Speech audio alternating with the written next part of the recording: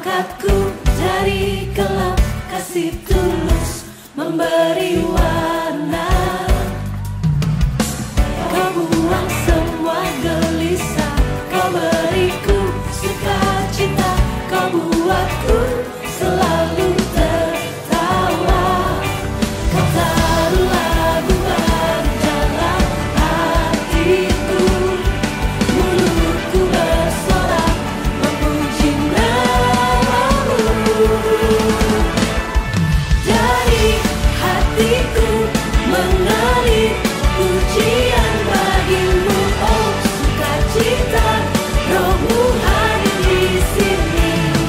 Dan ku menari memuji di hadapanmu Yesus, sukacita, Rohmu hadir di sini.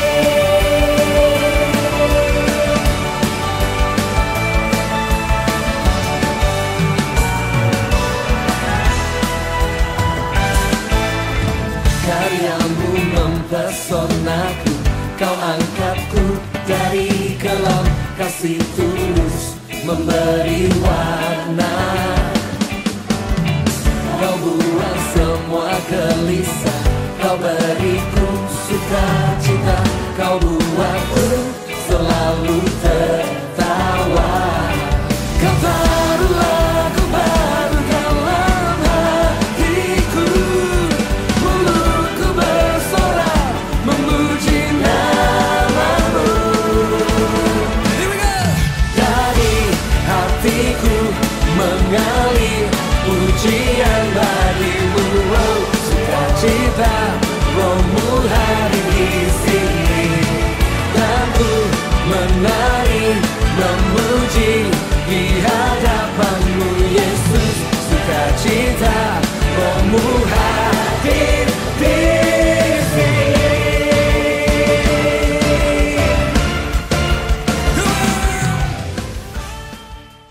Ibadah pada pagi hari ini dimulai dan didasarkan atas pertolongan Tuhan yang menjadikan langit dan bumi. Turunlah kiranya atas kita sekalian berkat dari Allah Bapa, Allah Putra, dan Allah Roh Kudus. Amin.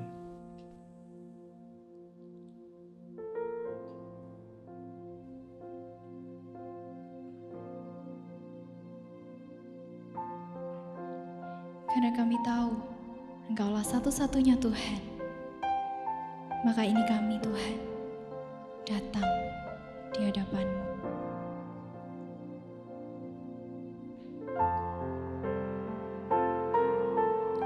Mari bersama kita mau angkat suara, nyatakan bahwa Dia satu-satunya Tuhan.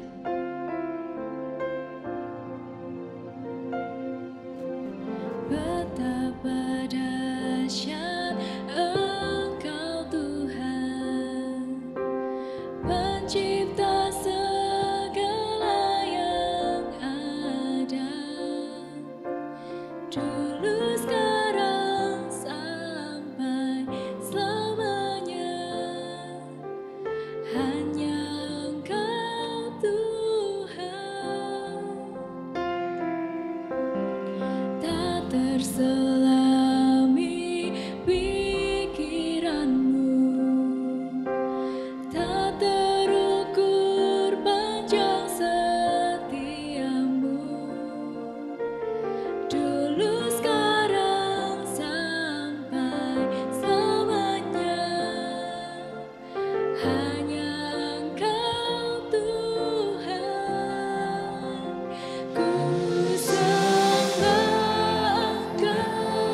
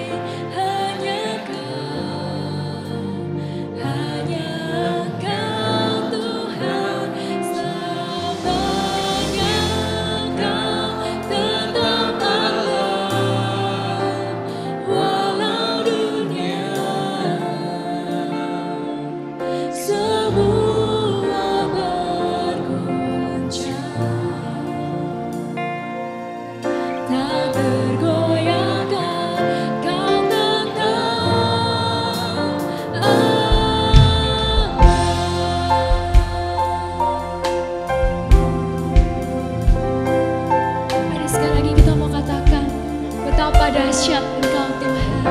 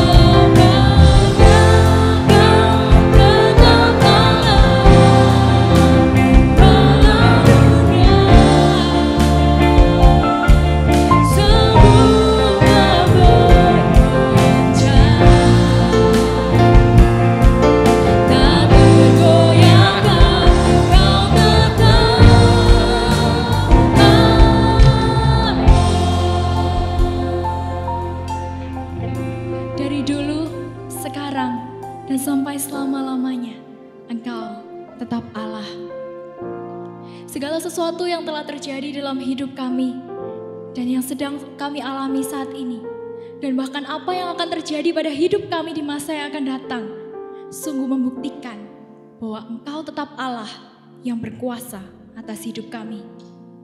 Dan apapun yang telah terjadi di dunia ini Tuhan, dan yang sekarang sedang terjadi, dan bahkan yang akan terjadi di masa mendatang, yang mana tidak seorang pun tahu, Engkau tahu, sebab Engkau Allah yang berkuasa, Allah yang berdaulat atas dunia ini. Karena itu saat ini kami datang di hadapan-Mu Tuhan, merendahkan diri, sujud di hadapan-Mu, memohon agar Engkau sendiri yang melayakkan kami untuk boleh menghadap Engkau. Oh Tuhan, berkuasalah atas hati dan pikiran kami, layakkan kami untuk datang. Sebab inilah kami Tuhan, anak-anak-Mu yang siap menyembah Engkau. Di dalam nama Tuhan Yesus kami berdoa. Amin. Ku sembah Engkau, Yesus, hanya Engkau, Allah di hidupku. Tiada yang lain, hanya Kau.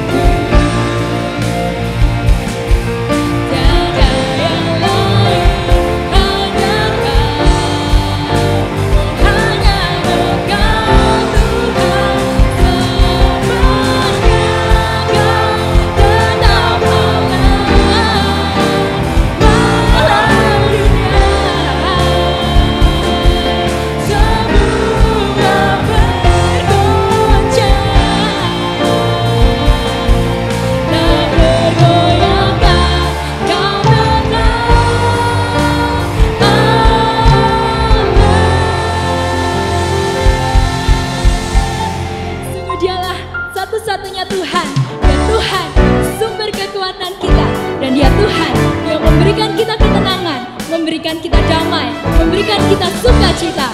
Mari bersama kita mau angkat suara, kita pujikan lagu ini. Terima sukacita surga, itulah kekuatan bagi jiwa.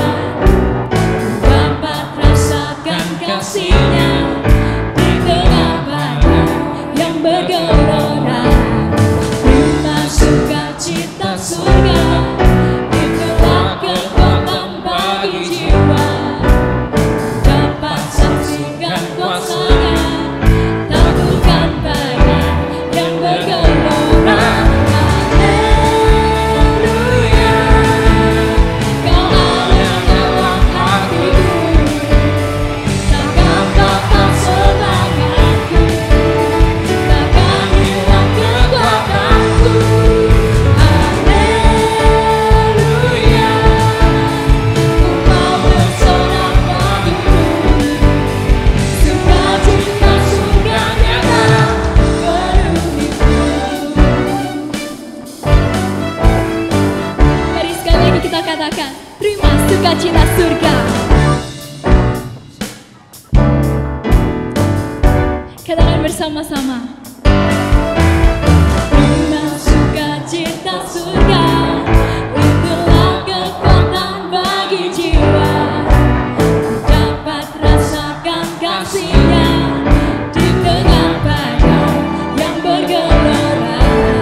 Terima sukacita surga, itulah kekuatan bagi jiwa. Dapat saksikan kuasa-Nya, taklukkan badai yang bergelora. Haleluya, Kau ada dalam hatiku, takkan patah semangatku, takkan hilang kekuatanku. Haleluya, Ku mau bersorak bagimu, sukacita surga nyata penuhiku. Haleluya, Kau ada dalam hatiku, takkan patah semangatku, takkan hilang kekuatanku. Haleluya, Ku mau bersorak bagimu, sukacita surga nyata penuhiku. Sungguh biarlah sukacita yang dari surga nyata memenuhi hidup setiap kita. Saudara, sebuah lagu ketika kita nyanyikan di masa yang berbeda bisa memberikan makna yang berbeda pada setiap kita. Saat ini saya mau ajak kita untuk pujikan sebuah lagu lama yang pasti sudah kita kenal. Tapi biarlah lagu ini boleh sekali lagi bergema dalam hati kita, menjadi kekuatan bagi kita dalam menjalani masa-masa ini. Mari bersama kita mengangkat suara, nyatakan iman, kepercayaan kita kepada Tuhan.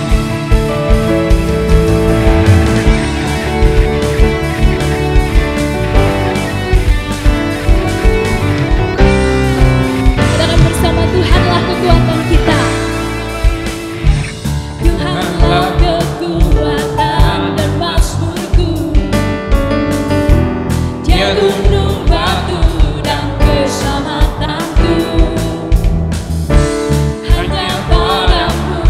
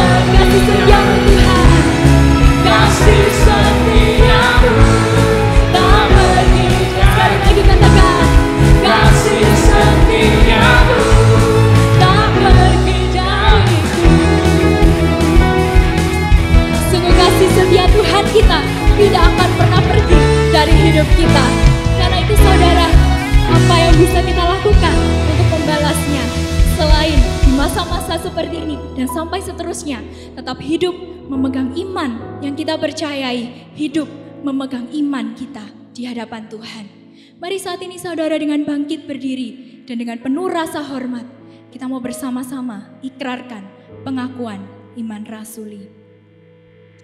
Aku percaya kepada Allah, Bapa yang Maha Kuasa, Khalik langit dan bumi, dan kepada Yesus Kristus, Anaknya yang tunggal, Tuhan kita, yang dikandung dari Roh Kudus, lahir dari anak darah Maria, yang menderita sengsara di bawah pemerintahan Pontius Pilatus, disalibkan, mati dan dikuburkan, turun ke dalam kerajaan maut. Pada hari yang ketiga, bangkit pula dari antara orang mati, naik ke surga, duduk di sebelah kanan Allah, Bapa yang Maha Kuasa, dan dari sana Ia akan datang untuk menghakimi orang yang hidup dan yang mati. Aku percaya kepada Roh Kudus, gereja yang kudus dan am, persekutuan orang kudus, pengampunan dosa, kebangkitan tubuh, dan hidup yang kekal. Amin. Silakan duduk kembali.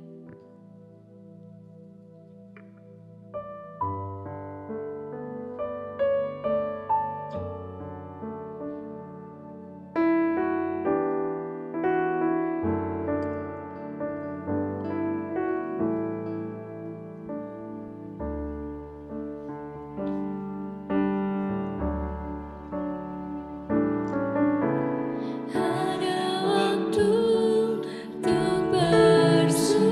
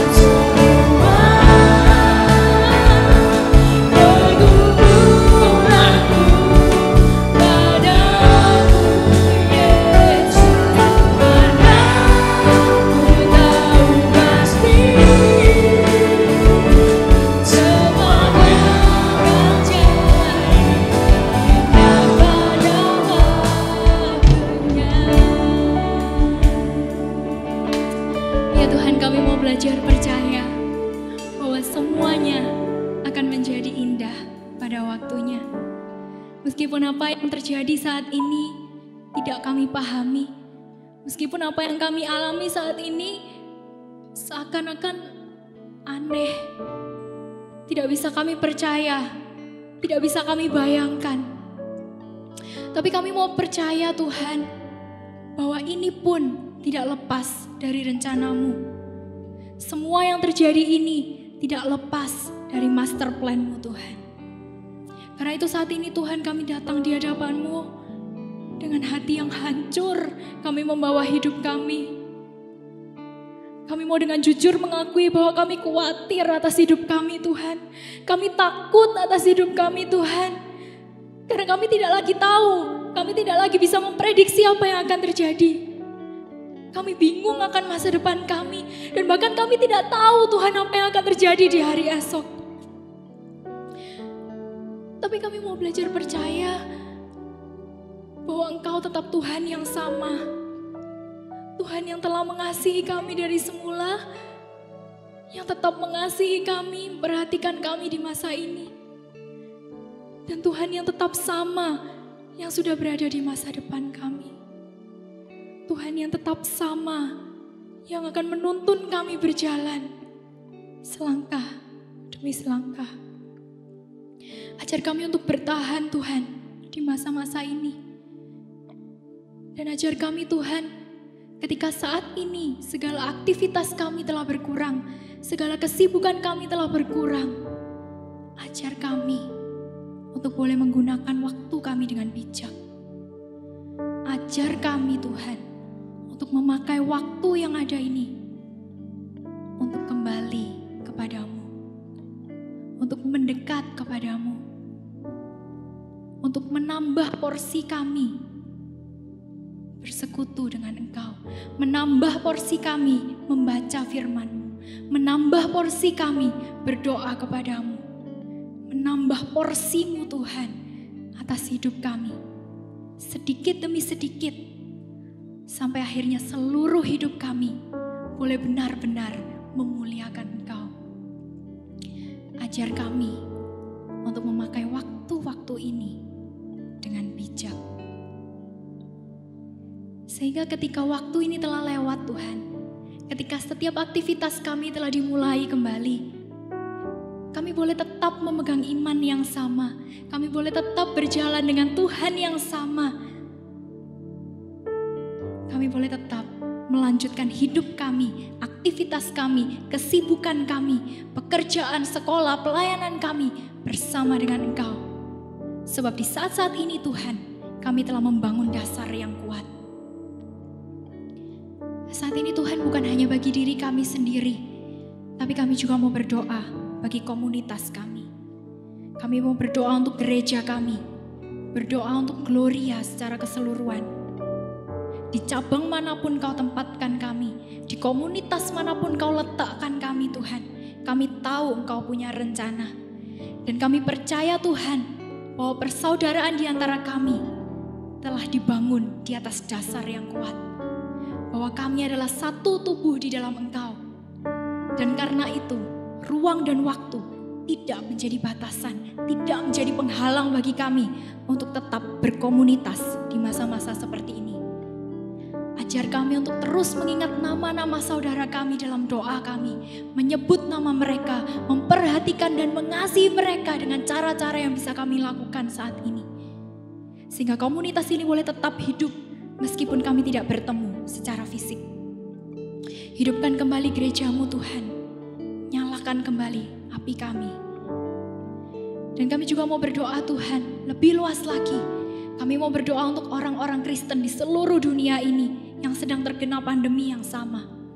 Kami mau berdoa Tuhan, biarlah di masa-masa yang menakutkan mungkin Tuhan, kami, anak-anak-Mu, boleh tetap menjadi terang. Dan bahkan terang kami boleh semakin bercahaya, semakin terlihat, semakin memberikan kedamaian bagi orang-orang di sekitar kami. Ajar kami untuk berdampak Tuhan, di tengah-tengah keterbatasan yang ada, kami menyebarkan kasih, menyebarkan damai, dan bukan ketakutan, bukan kekhawatiran. Ajar kami untuk bersatu hati, ajar kami untuk menaruh harapan kami hanya kepadamu. Terima kasih Tuhan, Terima kasih.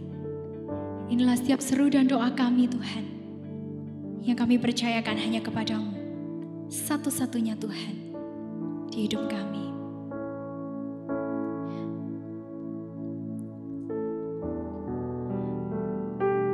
Mari bersama pujikan. Mungkin tak ku pahami apa yang kini aku alami, namun ku tahu pasti kasih Allahku takkan berhenti, kan ku serahkan semua pergumulanku padamu Yesus, karena ku tahu pasti Tuhan semuanya akan jadi indah pada waktunya.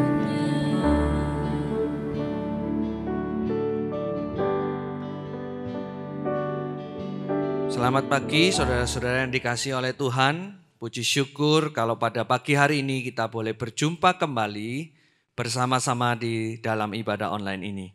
Pada kesempatan ini firman Tuhan yang akan dibagikan diambil dari Wahyu pasal yang pertama, ayat yang pertama hingga ayat yang ketiga dan diberikan judul Segera Terjadi. Mari kita membacanya bersama-sama. Wahyu pasal yang pertama, ayat yang pertama hingga ayat yang ketiga. Demikianlah firman Tuhan. Inilah wahyu Yesus Kristus yang dikaruniakan Allah kepadanya, supaya ditunjukkannya kepada hamba-hambanya apa yang harus segera terjadi. Dan oleh malaikatnya yang diutusnya, ia telah menyatakannya kepada hambanya Yohanes. Yohanes telah bersaksi tentang firman Allah dan tentang kesaksian yang diberikan oleh Yesus Kristus, yaitu segala sesuatu yang telah dilihatnya. Berbahagialah ia yang membacakan dan mereka yang mendengarkan kata-kata nubuat ini, dan yang menuruti apa yang ada tertulis di dalamnya, sebab waktunya sudah dekat. Mari sebelum kita merenungkan firman Tuhan lebih jauh, kita berdoa terlebih dahulu. Bapa di dalam kerajaan surga, kami bersyukur kepadamu di tengah-tengah pandemi COVID-19 ini, kami tetap diizinkan untuk beribadah kepada Tuhan. Kami sudah memuji Tuhan dan sekarang tiba waktunya kami mendengarkan apa yang menjadi sabda Tuhan bagi setiap kami. Tuhan berikan kepada kami iluminasi daripada Roh Kudus supaya kami boleh mengerti firman Tuhan, disentuh oleh firman Tuhan dan melakukan firman Tuhan di dalam kehidupan kami sehari-hari. Tuhan juga yang boleh mencelikkan setiap hati kami supaya kami juga boleh menerima firman dan membagikannya kepada orang-orang yang membutuhkannya. Terima kasih ya Tuhan, kami menyerahkan waktu selanjutnya di dalam nama Tuhan Yesus Kristus. Amin.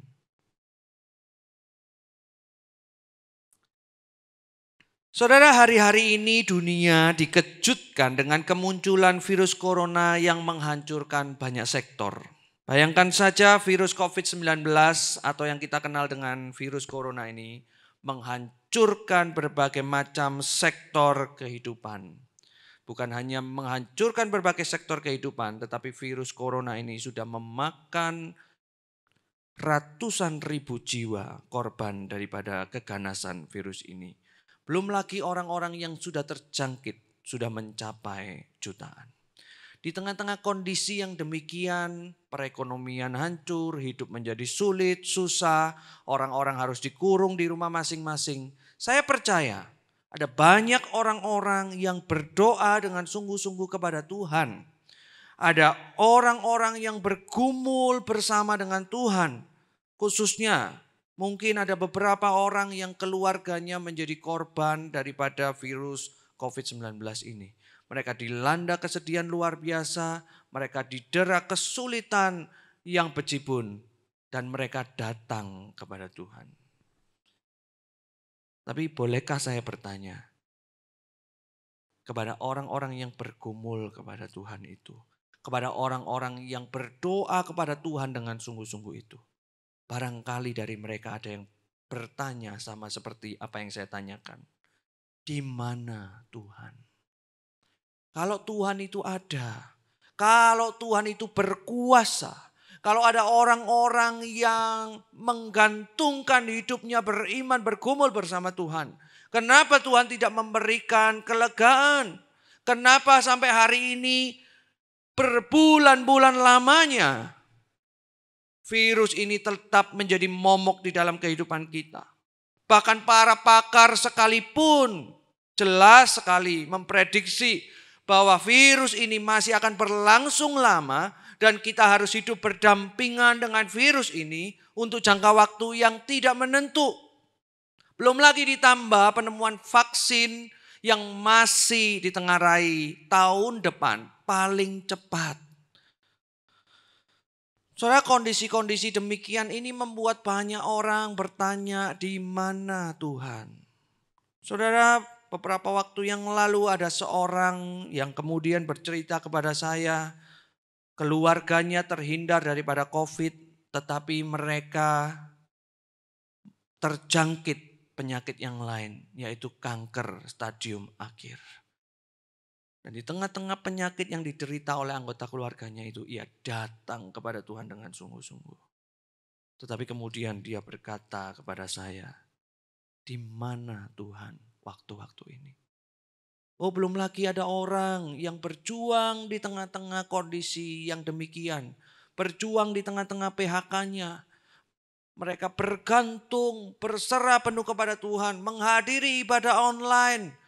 Bukan cuma menghadiri ibadah online, tetapi ibadah-ibadah yang lain yang di luar gerejanya dia ikuti dan dia berdoa dengan sungguh-sungguh.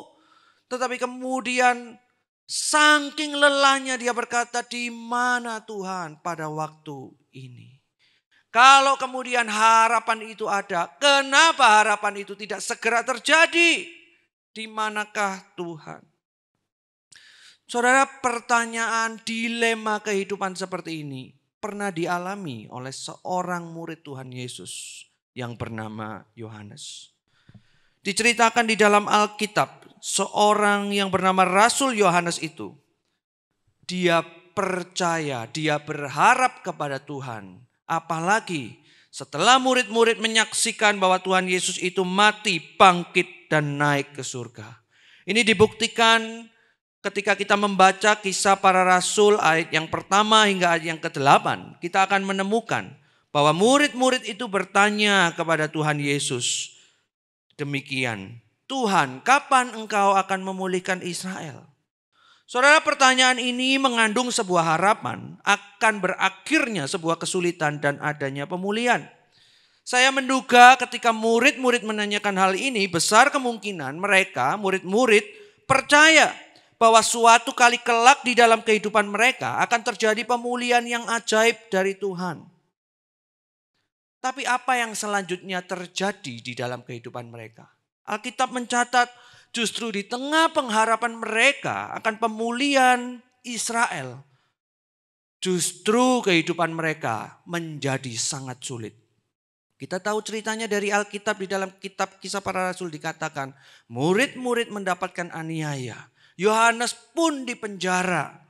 Dan kemudian gereja-gereja Tuhan di berbagai belahan dunia yang dikuasai Romawi pada waktu itu, mereka mendapatkan aniaya. Oh, bukan hanya itu yang dialami oleh Yohanes. Seorang muridnya yang bernama Tertulianus menuliskan di dalam catatannya, Yohanes bahkan pernah sempat mau dan akan digoreng hidup-hidup, tetapi kemudian lolos. Yohanes pernah diracun, tetapi tidak mati. Dan kemudian dia harus diasingkan di Pulau Patmos. Saudara, jangan bayangkan Pulau Patmos itu adalah pulau yang indah, yang kemudian di sana ada berbagai macam makanan, yang di sana orang bisa tinggal dengan nyaman. Tidak, saudara. Kalau Anda sempat melihat peta atau sempat melihat Google, saudara, Pulau Patmos adalah pulau yang berbatu, saudara.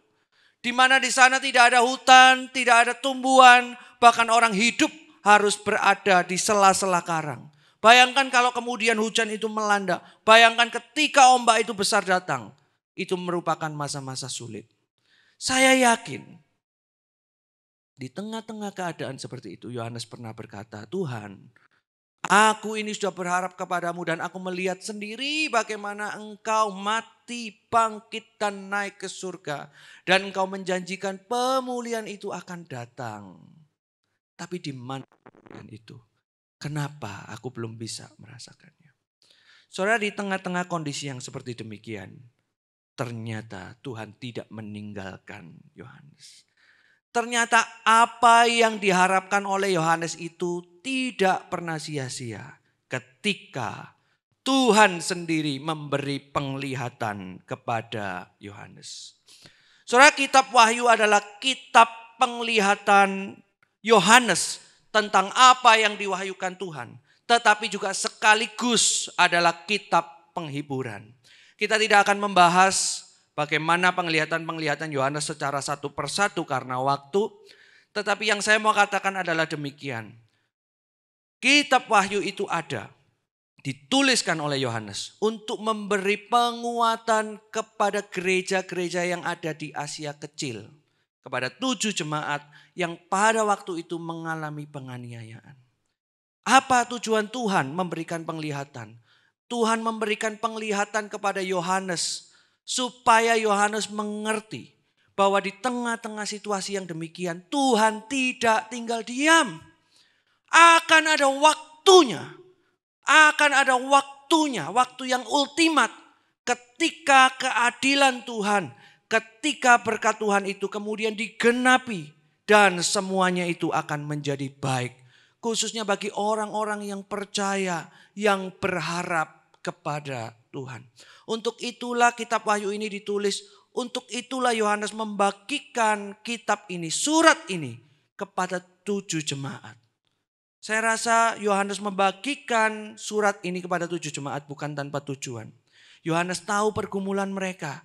Yohanes tahu kesulitan mereka. Justru dengan surat ini adalah surat yang memberi penghiburan kepada mereka. Apa yang dikatakan oleh Yohanes? Yohanes berkata di ayat yang ketiga, berbahagialah ia yang membacakan dan mereka yang mendengarkan kata-kata nubuat ini dan yang menuruti apa yang tertulis di dalamnya, sebab waktunya sudah dekat. Saudara, ketika Yohanes berkata berbahagialah ia yang membacakan dan mereka yang mendengarkan, apa bahagianya? Kalau kita memperhatikan kitab Wahyu ini adalah kitab yang sangat sulit untuk ditafsir. Salah satu kitab yang sulit untuk ditafsir di dalam Perjanjian Baru. Kenapa kok dikatakan berbahagia? Saudara, sekali lagi karena ini adalah kitab penghiburan. Inti daripada surat kitab Wahyu adalah memberitahukan bahwa Tuhan yang sama, yang bangkit dan yang naik itu akan kembali datang dan memberikan pemulihan. Yang menariknya saudara, Yohanes memberikan sebuah tekanan di bagian akhir. Tekanannya berkata demikian. Sebab waktunya sudah dekat. Loh, apa maksudnya waktunya sudah dekat? Apakah bagi pembaca mula-mula waktunya sudah dekat itu artinya Tuhan datang dalam waktu yang dekat? Kita tahu dalam sejarah sampai hari ini Tuhan belum datang untuk yang kedua kalinya. Dan apakah bagi kita pembaca pada masa sekarang waktunya sudah dekat?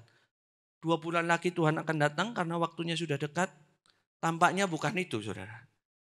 Beberapa penafsir mengatakan waktunya sudah dekat. Itu artinya bisa kita yang kemudian menghadap Tuhan atau Tuhan memang datang. Tapi yang menarik begini. Kata waktu sudah dekat. Yohanes menggunakan kata waktu itu bukan di dalam kata kronos. Saudara, di dalam bahasa Yunani dikenal 2 jenis waktu. Satu itu kronos, satu itu kairos. Apa bedanya? Kronos itu adalah waktu hari-hari di mana kita melakukan kegiatan hari-hari. Seperti waktu kita mandi, waktu kita makan, waktu kita bekerja, waktu kita pergi dan sebagainya. Tetapi ada satu kata Yunani yang khusus tentang waktu, yaitu kairos. Kairos ini bukan berbicara mengenai waktu yang rutin, tetapi momentum. Ada satu titik di mana waktu di dalam perjalanan hidup kita, di situ ada momentum yang terjadi. Nah, kata inilah yang kemudian dipakai oleh Yohanes, kira-kira kalau mau dibahasakan dalam bahasa sekarang kira-kira seperti ini. Hai kamu yang mendengarkan kitab penghiburan ini, kalau kamu berharap kepada Tuhan, berbahagialah kamu. Karena satu kali kelak ada momentumnya. Di mana harapanmu itu menjadi penuh. Harapan itu tidak sia-sia. Karena Tuhan yang kamu pikir diam itu sedang mengerjakan sesuatu di dalam kebaikannya. Maka itu Paulus berkata di dalam surat Paulus yang lain. Allah turut bekerja di dalam segala sesuatu untuk mendatangkan kebaikan. Bagi siapa? Bagi setiap orang yang mengasihi Dia. Inilah pengharapan orang-orang percaya. Memang kita nggak lihat. Memang kita belum lihat. Tetapi ada momentumnya. Di mana Tuhan akan memberikan pengharapan itu. Maka kemudian Yohanes melanjutkan. Kalau ada momentumnya. Yuk kamu yang dengar firman ini. Kamu yang baca firman ini. Kamu yang membagikan firman ini. Don't worry. Berharaplah terus kepada Tuhan. Ada waktunya. Ada waktunya. Tuhan akan memulihkan setiap kita. Saudara, seorang yang bernama Paul Coleman, saudara, adalah seorang yang pernah percaya di Inggris itu terdapat harta karun yang besar yang belum ditemukan. Paul Coleman ini melalui riset dan studi percaya bahwa ada di satu kota di Loughborough, Buckinghamshire, ada harta karun yang besar yang belum pernah ditemukan. Karena dia studi dan dia percaya hal itu, maka kemudian dia mengambil tekad untuk mencari harta karun itu. Tapi karena dia bukan seorang yang kaya, dia juga bukan seorang yang sangat pandai, maka dia mencari apa yang dipercayainya itu dengan sebuah alat sederhana, yaitu dengan detektor logam. Nah, ketika kemudian dia mencari di daerah itu dengan detektor logam, tentu daerah itu besar. Dia mencari itu dengan detektor logam, apa yang ditemukannya? Saudara, dia menemukan logam-logam koin yang banyak. Tetapi masalahnya saudara, bukan masalah banyaknya itu. Logam-logam yang ditemukan itu adalah logam-logam koin yang harganya sangat sedikit atau sangat murah. Alias logam-logam yang dapat kita katakan kurang berharga. Sampai satu titik kemudian dia frustrasi. Kenapa dia frustrasi? Dia bilang di dalam wawancaranya, saya merasa sangat membuang-buang waktu. Dan apa yang saya percaya ini sia-sia. Maka kemudian dia mulai frustrasi, dia mulai patah semangat. Dan dia mulai mengurungkan niatnya untuk mencari harta karun itu. Toh harta karun itu tidak pernah ditemukan orang lain. Jangan-jangan harta karun itu hanyalah sebuah hoaks belaka. Tapi setiap kali dia mau mengurungkan niatnya di dalam kefrustrasian itu. Dia diingatkan, enggak kok. Dari studiku ini, dari risetku ini ada harta karun di sini. Dia berharap. Sehingga setiap kali dia frustrasi, setiap kali dia mau mengurungkan niatnya untuk mencari harta karun dengan detektor logam itu. Dia enggak jadi, dia tetap mencari. Dan sampai jangka waktu tertentu memang. Dia hanya menemukan logam-logam yang tidak ada harganya itu. Tetapi sampai satu titik, tiba-tiba dia menemukan 5.000 koin harta yang dipercayanya itu. Ternyata kemudian bisa ditemukan di bawah tanah. Saudara, Paul Coleman menjadi terkenal karena dia menemukan 5.000 koin peradaban Anglo-Saxon yang bernilai lebih dari 1 juta pound sterling atau kalau dirupiahkan sekitar 18 miliar dan tumpukan koin terbesar yang pernah ditemukan di Inggris. Saudara, cerita ini mengingatkan saya dan kemudian merefleksikan begini. Seandainya si Paul Coleman itu mencari dan kemudian dia tidak menemukan dan dia menyerah dan dia tidak pernah berharap ada harta karun yang terbesar itu. Barangkali Paul Coleman tidak pernah menemukan hal ini. Saya percaya analogi ini bisa menjadi analogi yang tepat untuk iman kita. Kalau kita percaya harapan itu, kedatangan Kristus itu segera terjadi, maka jangan patah semangat. Barangkali memang belum terjadi sekarang, tetapi ada kairos Tuhan yang sedang menantimu. Yang kita lakukan terus berharap, dan kemudian menaati apa yang sudah tertulis di dalam harapan itu. Dalam hal ini, di dalam firman Tuhan. Saudara-saudara yang saya kasih dalam Tuhan, saya tidak tahu dan mengerti dengan jelas apa pergumulan setiap Anda. Barangkali ada yang ringan, tetapi juga ada pergumulan yang sangat-sangat berat. Setiap orang mengalami pergumulan. Tapi percayalah bahwa harapan di dalam Tuhan itu tidak pernah sia-sia.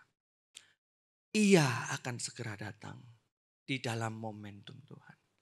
Sebuah lagu mengingatkan kepada saya akan momentum Tuhan. Lagunya berkata demikian. Bila kau izinkan sesuatu terjadi, ku percaya semua untuk kebaikanku. Bila nanti telah tiba waktumu, ku percaya kuasa-Mu memulihkan hidupku. Waktu Tuhan pasti yang terbaik, walau kadang tak mudah dimengerti. Lewati cobaan, ku tetap percaya waktu Tuhan pasti yang terbaik. Saudara, lagu ini menceritakan bukan setiap orang yang percaya kepada Tuhan pergumulannya menjadi hilang. Bukan setiap orang yang percaya kepada Tuhan, Tuhan datang dan akan memulihkan. Tetapi lagu ini mengingatkan kepada kita untuk terus berharap kepada Tuhan karena ada waktu Tuhan yang akan datang. Karena ada momentum Tuhan, ada kairos Tuhan yang akan datang. Ketika kairos Tuhan itu datang, apakah kita siap? Apakah kita didapati iman kita setia? Kita taat mengerjakan panggilan kita? Ataukah kita didapati iman kita rontok? Saya percaya setiap kita adalah anak-anak Tuhan yang dikuatkan oleh Tuhan. Bukan dengan iman yang rontok, tetapi dengan iman yang berharap Tuhan segera datang di dalam kairos Tuhan yang ajaib. Maka berharaplah dan kerjakan yang terbaik. Saya akan menutupnya dengan sebuah kalimat demikian. Langkah-langkah iman tidak ditemukan pada jalan kenyamanan, melainkan ditemukan melalui ujian-ujian kehidupan dalam sebuah rancangan Sang Penjunan. Mari kita berharap percaya kepada Tuhan. Mari kita terus taat kepada Tuhan. Mari kita hidup di dalam firman-Nya. Mari bersama kita berdoa. Terima kasih Tuhan untuk firman-Mu yang singkat ini. Firman-Mu yang mengingatkan kepada kami semua. Bahwa di dalam pergumulan kami, di dalam kesulitan kami, Tuhan memberikan penghiburan. Harapan kami di dalam Tuhan tidak pernah sia-sia. Sama seperti harapan Yohanes kepada Engkau tidak pernah sia-sia. Engkau datang melawat Yohanes dengan berbagai penglihatan-Mu untuk menguatkan iman mereka.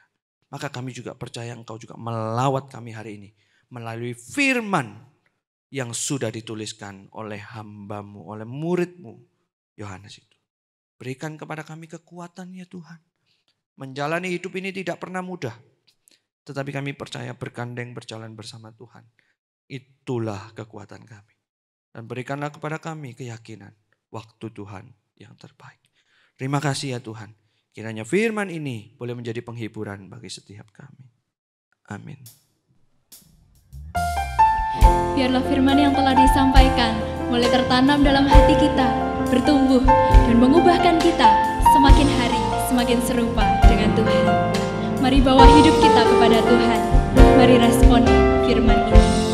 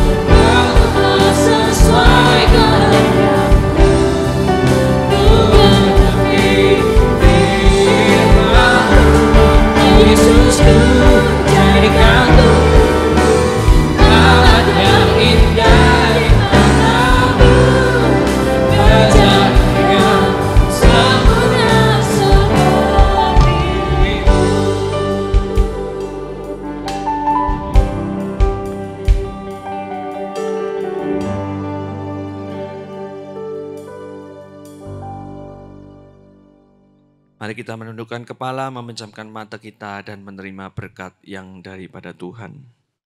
Tuhan memberkati engkau dan melindungi engkau. Tuhan menyinari engkau dengan wajah-Nya dan memberi engkau kasih karunia.